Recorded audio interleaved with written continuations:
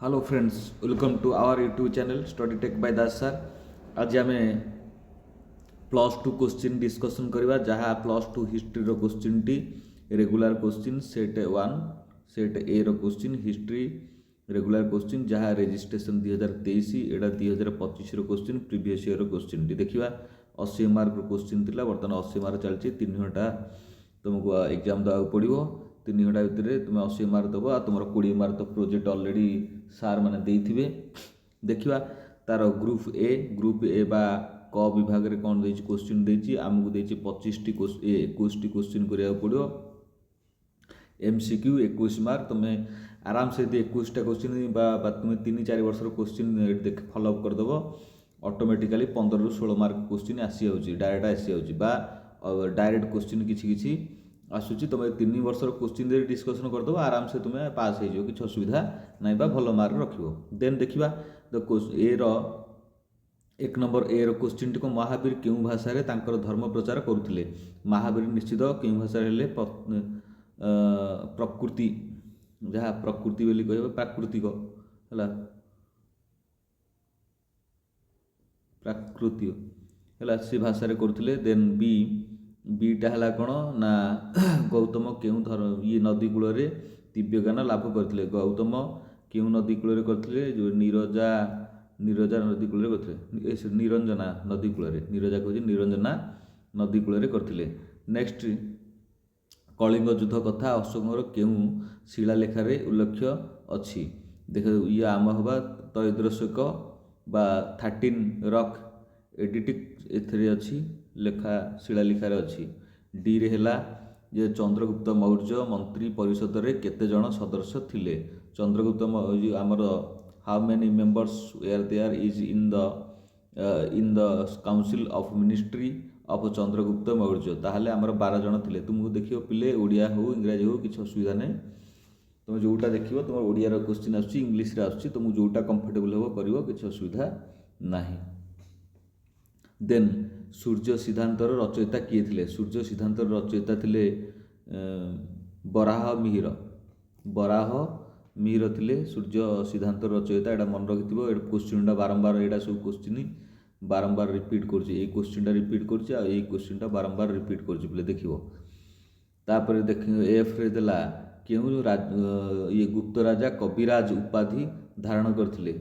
निश्चित समुद्रगुप्त कथा आसीबो एठी समुद्रगुप्त कविराज उपाधि पाइथिले समुद्रगुप्त। तापरे किताब उल हिंद पुस्तक लेखक किए थिले किताब उल हिंद। तो किताब उल हिंद रे आल्बेरिन थिले ए क्वेश्चन टी बारंबार आछि पिले देखियो आल्बेरिन थिले।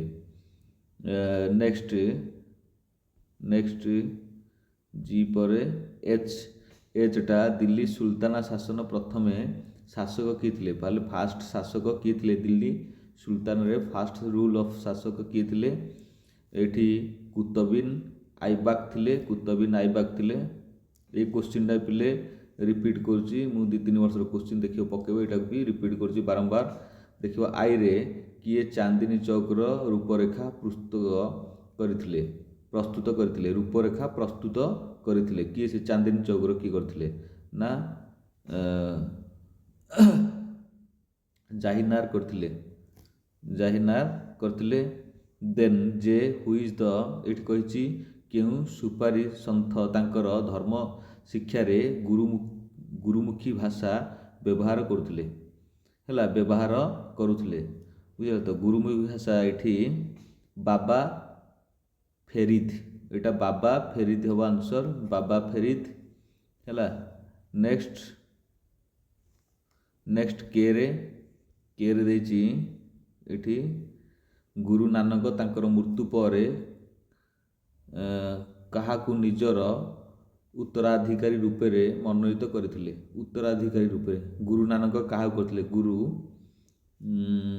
अर्जुन नाई गुरु अंगद को से करथिले तांकर उत्तराधिकारी गुरु नानक नहीं कि। तापर केउ मसीहा रे East India Company Bihar Bengal Odisha दिवानी ये कर आदाय करथिला। केउ मसीहा रे बिहार ବେଙ୍ଗଲ, ଓଡ଼ିଶା ତିନିଟା ଆଗକୁ ସେ କରୁଥିଲା। ବଙ୍ଗ, ଭଙ୍ଗ, କଳିଙ୍ଗ ଯେଉଁ ତିନିଟା ଆଗକୁ ସେ କର ଆଦାୟ କରୁଥିଲା। ଆଧାର ପାଇଥିଲା କେଉଁ ମସିହାରେ ପାଇଥିଲା? ଏଇଟା ହେବ 65 ମସିହାରେ, 1765। 1765ରେ ଇଏ 1765 ହେବ। ଦେନ୍ ଏମ୍ଟା ହେଲା ହୁ ଆର୍ କଲ୍ଡ ଦ କ'ଣ ଦିକୁ। ଦିକୁ କେଉଁମାନଙ୍କୁ ଦିକୁ କୁହାଯାଉଥିଲା? କେଉଁମାନଙ୍କୁ ଦିକୁ କୁହାଯାଉଥିଲା?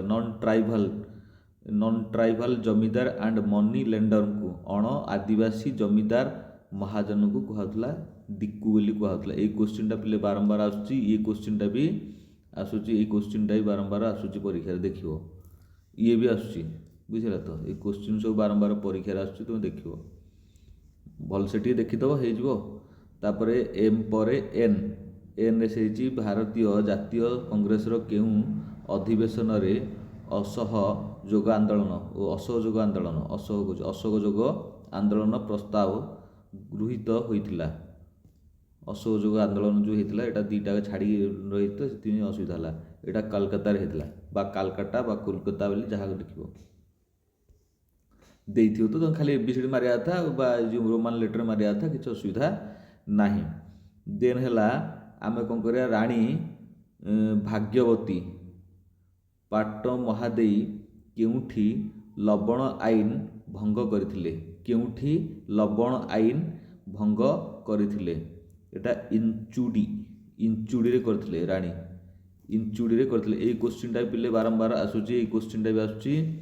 ଏଇ କୋଶ୍ଚିନ୍ଟା ବି ଆସୁଛି ବାରମ୍ବାର, ଦେଖିବ।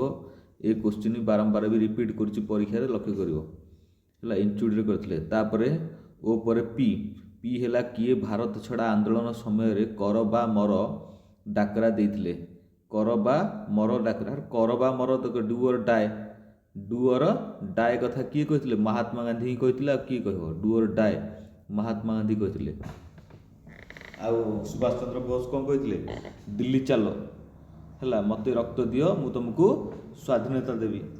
ସେ ମହାତ୍ମା ଇଏ ଆମର କହିଥିଲେ, ନେତା ସୁଭାଷ ଚନ୍ଦ୍ର ବୋଷ କହିଥିଲେ। ଇଏ କିନ୍ତୁ କହିଥିଲେ କର ବା ମର, ଡୁ ଅର୍ ଡାଏ ମହାତ୍ମା ଗାନ୍ଧୀ କହିଥିଲେ, ହେଲା। ଯେଉଁ କୁଇଟ୍ ଇଣ୍ଡିଆ ମୁଭମେଣ୍ଟରେ ସେ କହିଥିଲେ, କୁଇଟ୍ ଇଣ୍ଡିଆ ମୁଭମେଣ୍ଟ, ବୁଝିଲେ, ଭାରତ ଛଡ଼ା ଆନ୍ଦୋଳନ। ଦେନ୍ ଆମେ 1818ରେ ଆଙ୍ଗ୍ଲୋ ମରାଠା ଯୁଦ୍ଧ ପରେ କେଉଁ ସ୍ଥାନକୁ ବ୍ରିଟିଶ ଏକ ଶୈଳୀ ନିବାସ ରୂପରେ ପରିଗଣିତ କରିଥିଲେ? ନାଇଁ କି? ବ୍ରିଟିଶ ଯେଉଁକୁ ହିଲ୍ ଷ୍ଟେସନ୍ ଯାହାକୁ କହିବା, ହିଲ୍ ଷ୍ଟେସନ୍ କେବେ କରିଥିଲେ? ହିଲ୍ ଷ୍ଟେସନ୍ ନା ବ୍ରିଟିଶ କେଉଁଠି କରିଥିଲେ? ହିଲ୍ ଷ୍ଟେସନ୍ଟା ସିମଲାରେ କରିଥିଲେ। Hill station Shimla. Hill area ତ ସିମଲା ଏରିଆ, ଦାର୍ଜିଲିଂ, ସିମଲା ଏସବୁ ଏରିଆରେ, କିନ୍ତୁ ସେ ସିମଲାରେ କରିଥିଲେ। ଦେନ୍ କେଉଁ ମସିହାରେ ବିହାର ଓଡ଼ିଶା ପ୍ରଦେଶ ଗଠନ ହୋଇଥିଲା? କେଉଁ ମସିହାରେ ବିହାର ଆଉ ଓଡ଼ିଶା ପ୍ରଦେଶ, ମାନେ ୟା ଅର୍ଥ ସେପାରେଟ୍ ହେଇଥିଲା, ବେଙ୍ଗଲ ସେପାରେଟ୍ ହେଇଥିଲା, ବିହାର ଓଡ଼ିଶା ଗଠନ ହେଇଥିଲା। ଏଇଟା ତାହେଲେ ଓଡ଼ିଶା କେବେ ହେଲା? 1936 ଓଡ଼ିଶା ହେଲା। ତାହେଲେ 1936ରେ ଓଡ଼ିଶା ହେଲା, ତାହେଲେ ଇଏ ଗଲା 1912 ବୋଧେ, 1912ରେ ହେଲା। ବିହାର ଆଉ ଆମର ଓଡ଼ିଶା ଗଠନ ହେଲା କେବେ? 1912ରେ ହେଲା। ତା ପୂର୍ବରୁ ଥିଲା, ବେଙ୍ଗଲରେ ମିଶିକି ଥିଲା, ହେଲା। ତାପରେ ନେକ୍ସଟ ଉତ୍କଳ ଦୀପିକା ଯେଉଁ ଆମର ପ୍ରଡ୍ୟୁସ୍ କରାଗଲା। ଉତ୍କଳ ଦୀପିକା ଫାଷ୍ଟ ପତ୍ରିକା ତା କଟକରେ ହେଲା। ସବୁ ତ କଟକରେ ହୁଏ, ଆଉ କେଉଁଠି ହୁଏ କି? କଟକ, ବାଲେଶ୍ୱର, ବାଲେଶ୍ୱର ତ ପୁରୀ ନାହିଁ, ସମ୍ବଲପୁର ହେଉଥିଲା, କିନ୍ତୁ କଟକ ଫାଷ୍ଟରେ, ଆଉ ସବୁଠୁ କଟକରେ ସବୁ ତ ଫାଷ୍ଟ ଆଉ ସେତେବେଳେ। ଆଉ ନେକ୍ସଟ ଟିଟା ହେଲା ନିମ୍ନଲିଖିତ ମାନଙ୍କର ମଧ୍ୟରୁ କିଏ ସମ୍ବିଧାନ ପ୍ରଣୟନ ଭାଷା ସଦସ୍ୟ ଥିଲେ? ହେଲା, ସମ୍ବିଧାନ ପ୍ରଣୟରେ କିଏ ଥିଲେ? ହରେକୃଷ୍ଣ ମହତାବ ଥିଲେ। ଆଉ କିଏ? ସେତେବେଳେ ତ ହରେକୃଷ୍ଣ ମହତାବ ଆଉ ଥିଲେ। ୟାଙ୍କ ଭିତରେ କିଏ ନଥିଲେ? ଇଏ ଥାନ୍ତେ, କିନ୍ତୁ ହରେକୃଷ୍ଣ ମହତାବ ଥିଲେ ସେତେବେଳେ। ନେକ୍ସଟ ଆମର ଇଏ ତ ଡେଥ୍ କରିଯାଇଥିଲେ ନା, ଆମର ମହାରାଜା କୃଷ୍ଣଚନ୍ଦ୍ର ଗଜପତି ତ ଡେଥ୍ କରିଯାଇଥିଲେ ତା ପୂର୍ବରୁ, ସେଥିପାଇଁ ହରେକୃଷ୍ଣ ମହତାବ ଥିଲେ ସମ୍ବିଧାନ ଇଏରେ। ନେକ୍ସଟ ଆମର ଭାରତୀୟ ସମ୍ବିଧାନ କେଉଁଠାରେ? ଆରେ ଏଇଟା ପରୀକ୍ଷା ବାରମ୍ବାର ଆସୁଛି ପିଲେ, ଏଇଟା ବି ପରୀକ୍ଷାରେ ବାରମ୍ବାର ଆସୁଛି। ଇଏ କୋଶ୍ଚିନ୍ଟା ବି ଦେଖିବ, ବାରମ୍ବାର ଆସୁଛି କୋଶ୍ଚିନ୍ ଗୁଡ଼ାକ, ହେଲା। ଭାରତୀୟ ସମ୍ବିଧାନ କେବେଠାରୁ କାର୍ଯ୍ୟକ୍ଷମ ହେଲା?